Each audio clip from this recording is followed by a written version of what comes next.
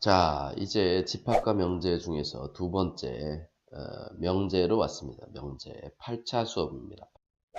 자, 참인지 거짓인지 판단할 수 있는, 분명히 판단할 수 있는 그런 문장이나 식을 뭐라고 한다? 이것은 명제라고 한다. 그죠? 명제라고 한다. 자, 1번 그럼 한번 해볼까요? 정사각형의 네 변의 길이는 모두 같다 그랬어요. 자, 그러면 우리가 정사각형이 뭔지 생각을 해봐야 되겠는데, 정사각형의 정의가 뭘까요? 정사각형의 약속, 그죠? 정사각형의 약속. 정사각형은 네 변의 길이가 같고 네 각의 크기도 모두 같아야 돼, 그지? 네 내각의 크기도 모두 같아야 돼요. 그래서 네 변의 길이가 모두 같은 것은 정사각형이 당연히 되니까 얘는 명제다 이렇게 할 수 있고요. 그리고 참거짓을 따져보면 당연히 참인 명제가 된다. 이렇게 알 수가 있겠죠. 그죠? 자, 그 다음에 36의 약수는 많다. 많다. 자, 여기서 많다라는 것이 판단하는 기준이 명확하지 않다. 그죠? 판단하는 기준이 명확하지 않기 때문에 얘는 명제가 아니다. 이렇게 알 수 있겠습니다. 명제가 아니니까 참거짓 또 생각하면 안 되겠지. 그죠? 자, 그 다음에는 2 더하기 3은 5보다 크다라고 했네요. 2 더하기 3이 5잖아요. 5가 5보다 크다라는 거는 안 되지, 그지? 자, 얘는 거짓이에요, 거짓. 거짓으로 정해졌으니까 이것은 거짓이라는 걸 명확하게 알 수 있으니까 명제가 되는 거죠. 그래서 거짓이 명제다. 이렇게 말할 수 있습니다. 자, 그 다음에 네 번째는 x 더하기 9는 10이다. 그러면 이거는 x에 따라서 이 내용이 달라지죠. x가 뭐냐 아직 정해지지 않았기 때문에 이것만 가지고는 명제를 따질 수 없어요. 이런 것을 뭐라고 하냐면 조건 명제 또는 조건 이렇게 말합니다. 조건 명제 또는 조건 이렇게 말하고 x의 값에 따라서 참지 거짓인지 달라져. 이런 것을 조건이라고 하고요. 사실은 명제에서는 이런 조건을 두 개를 이용해서 명제를 만드는 경우가 많아요. 수학적인 명제에서는 이런 조건이 두 개가 나와. 그래서 조건 1 이렇게 해볼까? 첫 번째 조건이면 이것이면 두 번째 조건 2이다 라는 꼴로 나타낼 때 대부분의 것들이 명제가 된단 말이죠. 명제. 그래서 P이면 Q이다. P이면 Q이다. 라는 구조로, 요런 구조적이란 얘기야. 요런 구조로 이루어진 것이 보통 명제가 된다. 이렇게 생각하면 됩니다. 자, 요런 꼴, P이면 Q이다의 꼴로 주어진 것이 수학적인 명제다라고 생각하면 돼요. 용어의 정의나 뭐 이런 것도 요런 구조로 다 고칠 수가 있어. 그래서 명제인지 아닌지 판단하면 참거짓을 판단할 때도 많은데 이런 구조로 고칠 수 있느냐 없느냐도 명제를 판단하는 기준이 돼요.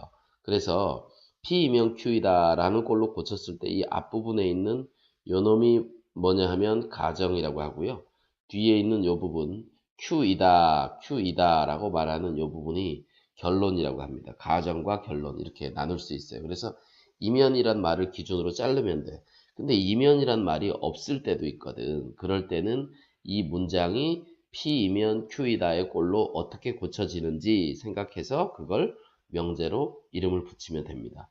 여기 가정과 결론을 말하라 그랬는데 자, 여기 이면이라는 말이 여기 다 있으니까 이 앞부분은 가정이고, 그죠? 이 뒷부분은 다 결론이다. 이렇게 말할 수 있겠죠. 자, 각각을 따로따로 적으려면 이렇게 쓰면 되겠습니다. 첫째, 가정을 적어라. 그러면 이렇게 쓰세요. x는 7이다. 가정도 조건이기 때문에 뭐 이다 이렇게 쓰는 게 좋아요. 그때 결론은 어떻게 되느냐? 결론도 마찬가지지 뭐. 3x 플러스 2는 25이다. 이렇게 가정 뭐이다, 결론은 뭐이다. 이렇게 쓰는 게 좋습니다. 자, 나머지도 그렇게 하면 돼요. 자, 이제 새로운 용어가 나오는데 용어의 뜻을 간결하고 명확하게 정한 문장, 정한이라는 것은 여기 약속했다는 거예요. 약속. 자, 이렇게 약속한 것은 뭐라고 하냐면 정의라고 해요. 정의. 아까 좀 전에 그런 거 있었잖아. 정사각형. 정사각형의 정의가 뭐냐 그러면 간결하고 명확하게, 그리고 다른 내용의 간섭이 없이 명확하게 정해진 것. 그것이 바로 그 용어의 정의라고 하고요. 그 다음에 참임이 증명된 명제 중에서, 이미 참인 것 중에서 기본이 되는 것. 기본이 되는 것 좀 이상하긴 한데 뭐가 기본이 될까? 다른 문제를 풀 때 사용되거나 명제의 참거짓을 판단해 줄 때, 증명할 때 사용되는 기본이 되는 것들을 뭐라고 하냐면 정리라고 해요. 정리. 여러분이 알고 있는 것이 다, 알고 있는 공식들이 다 정리라고 생각하면 돼요. 공식들. 그런 것들을 이용해서 다른 문제 풀 때 사용하니까. 자, 명제의 가정으로부터 정의 또는 이미 옳다고 밝혀진 성질들, 요건 정리가 되겠죠. 그것을 근거로 하여 결론을 논리적으로 이끌어내어 그 명제가 참인 것을 설명하는 과정을 뭐라고 하냐? 증명이라고 한다. 증명. 자, 그러면 이 문제를 한번 보자고요. 자, x가 실수일 때 명제의 참 것을 판단하여라 그랬어요. 그럼 x가 실수라고 했으니까 요 가정에 해당하는 것과 결론에 해당하는 것이 있는데, x가 실수일 때 가정에 해당하는 것은 뭐냐 하면 x는 바로 3이나 마이너스 3 이렇게 돼요. 근데 이 조건을 만족시키는 요 x의 값들을 뭐라고 하냐면 진리집합이라고 그래. 진리집합. 자, 요 조건을 만족시키는 원소들의 모임을 진리집합이라고 하는데, 이 가정 P의 진리집합이 뭐냐 하면 대문자 P를 써보면 진리집합이 3과 마이너스 3이에요. 그리고 이제 결론 Q네. 그죠? 요거 결론 Q. 결론 Q의 진리집합이 뭐냐 하면 X는 3이네. 여기 이렇게 있네요. 그죠? 그러면 요 속에 지금 Q가 있는 거지. 진리집합이. 그죠? 자, 이렇게 있을 때 P는 P이면 Q이다 라는 명제가 참이라는 거죠. 참. 자, X는 3도 되고 1도 되니 3도 되고 마이너스 3도 되니까 X는 3이다 라는 것은 참이라는 거죠.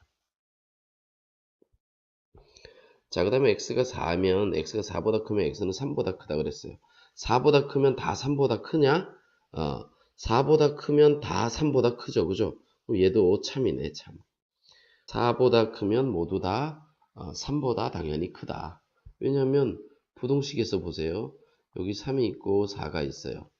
4보다 큰 수들은 모두 3보다 크죠. 당연히. 그죠? 그래서 얘는 참이다. 8의 배수는 다 4의 배수냐? 아니다. 8의 배수 중에서 아니네. 맞네. 8의 배수는 다 4의 배수냐? 그랬으면 8의 배수 8, 16,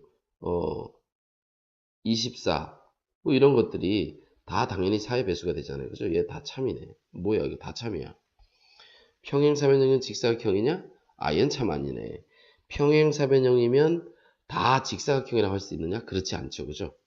요놈의 포함관계는 평행사변형이 이렇게 있으면은 그 안에 직사각형이 있지. 그지? 직사각형이 있어요. 요 안에. 그래서 포함관계를 보면 평행사변형 중에서 직사각형이 아닌 것들이 많다. 자, 그래서 요게 반례가 되겠죠. 그죠? 평행사변형 중에서 요렇게 생긴 놈은 자, 여기 평행 자, 이렇게 생긴 놈은 바로 직사각형이 아니니까 이렇게 된 것을 바로 반례라고 할 수 있겠죠. 그죠?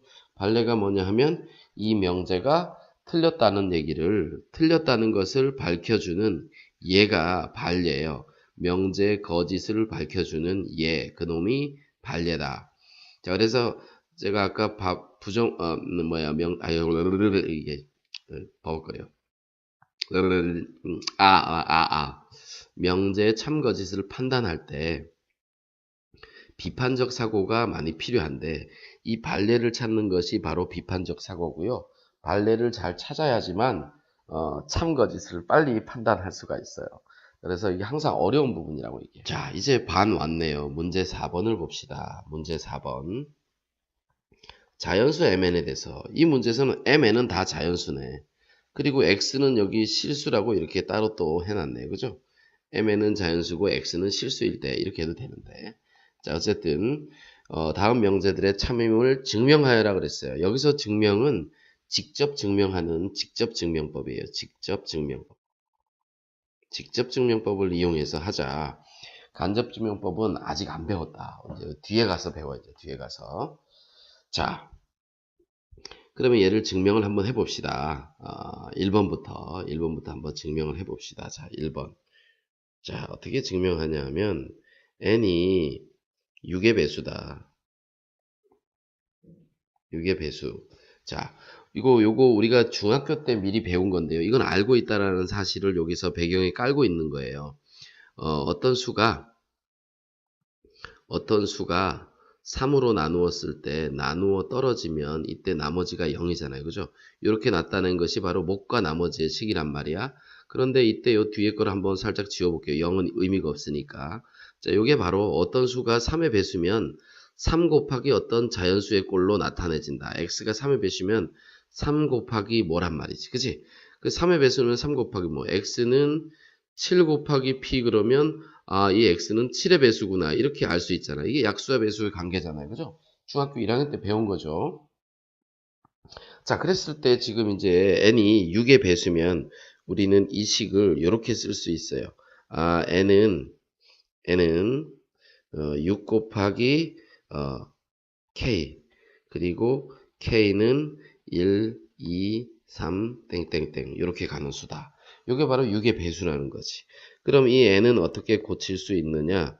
이 n은 어떻게 고칠 수 있느냐? 6이라는 것은 3 곱하기 2 곱하기 k니까 6이라는 것은 3 곱하기 2니까 이렇게 쓸 수 있고요. 그럼 그 n은 다시 뭐라고 쓸 수 있느냐? 3 곱하기 2 곱하기 k도 어떤 자연수니까 2 곱하기 k 프라임 그리고 요때 k도 자연수니까 1, 2, 3 이렇게 갈 수 있는 거죠. k 프라임이. 그래서 요 놈이 바로 뭐다? 3의 배수다. 따라서 n은 3의 배수이다. 이렇게 나타낼 수 있죠. 그래서 6의 배수는 다 3의 배수다라는 걸 증명한 거예요. 당연히 얘는 참이죠. 그죠? 참, true. 이렇게 했어요. 자, 그 다음에 이렇게 생각해도 돼. 금방 판단하려면 이렇게 앞에도 비슷한 게 있었지만 6의 배수. 6의 배수면 다 3의 배수냐? 6의 배수 6. 6의 3의 6의 배수 첫 번째 6의 배수 12, 그 다음에 18, 24 이런 것들이 있는데 얘도 3의 배수, 3의 배수, 3의 배수, 3의 배수. 6의 배수면 모두 다 3의 배수구나. 이렇게 쓰죠. 그죠? 자, 그래서 요 명제가 참이라는 걸 알 수 있어요. 이때 이렇게 두 줄 친 거 있죠. 이 명제가 참일 때 두 줄을 써요. 제가 여기다 증명할 때도 이렇게 두 줄을 썼죠. 이 두 줄은 뭐냐 하면 얘이면 얘이다가 참이라는 뜻이야. 그 다음에 얘이면 얘이다가 또 참이다. 이렇게 그래서 화살표 두 개를 이렇게 쓸 수가 있어요. 참이 아닐 때는 두 개를 쓸 수가 없는 거지. 참일 때만 이렇게 두 줄을 쓴다. 자, 그 다음에 nm이 모두 짝수이면 n 플러스 n 짝수이다 라는 내용을 증명을 한번 해보자고요. 자, 여기 좀 지워야 되겠다. 그치? 했던 내용들이니까. 자, 이거 지운 거 다시 보고 싶으면 뒤로 돌려보면 돼. 이거 따로따로 지우는 게 힘든데. 이렇게 지웠어요. 자, 두 번째 내용을 정리를 해봅시다. m과 n. 자, 명제에서 있죠. 이렇게 여기 지워져. 명제에서 여기 쉼표 있죠. 쉼표는 그리고의 의미가 있어요. 그리고 동시에 둘 다 이런 뜻이에요. 둘 다 짝수이면 더한 것도 짝수이다 라는 거예요. 아니 당연한 얘기를 어떻게 증명하라는 거지? 이렇게 생각할 수 있는데 수학은 다 가능합니다. 자, 그래서 이번에 증명을 해보자. 자, m과 n이 모두 짝수라는 것은 2의 배수를 의미하잖아요. 그래서 2의 배수. 짝수는 2의 배수. 자, 그러니까 짝수이므로 이렇게 쓸 수가 있겠죠. m은 2k,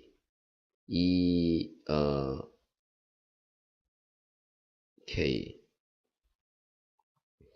n은 2k 프라임 이라 하자. 이때 k와 k 프라임은 둘 다 자연수 1, 2, 3 이렇게 땡땡땡 가는 것이다.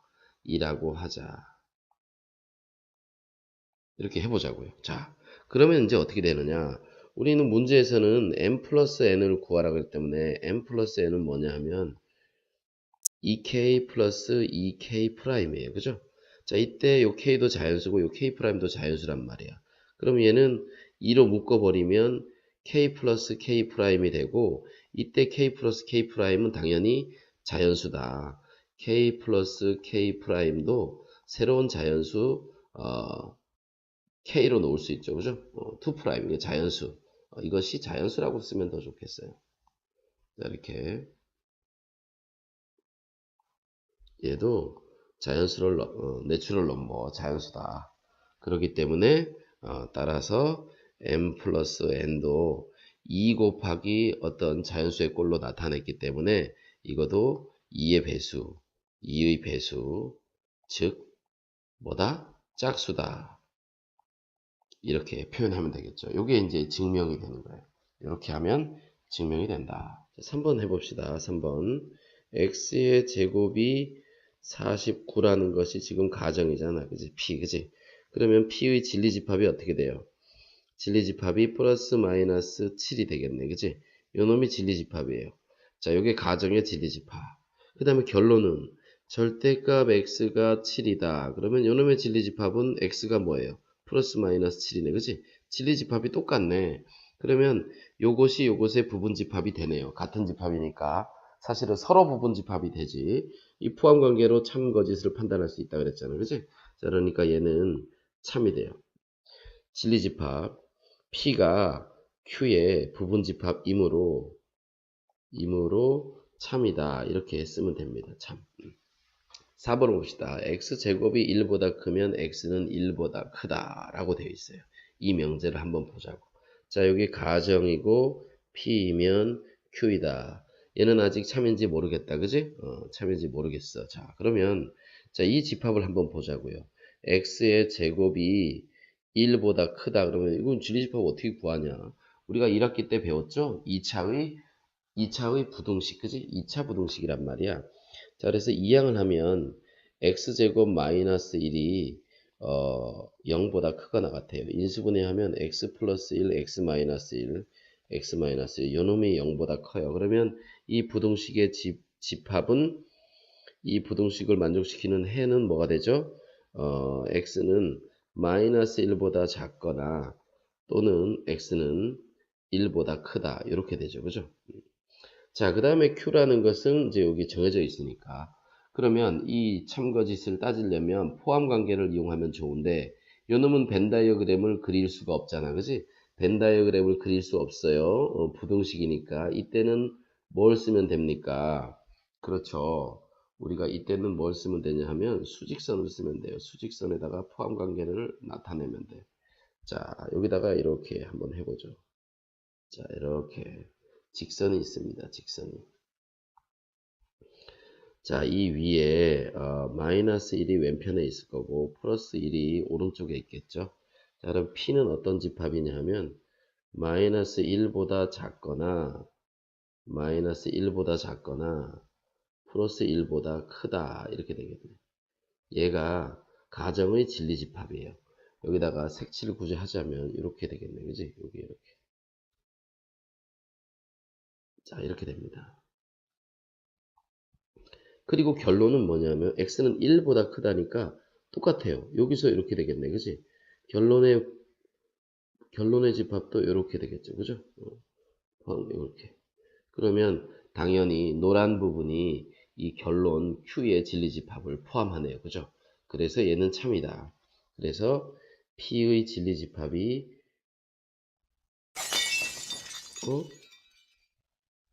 못 들어가잖아.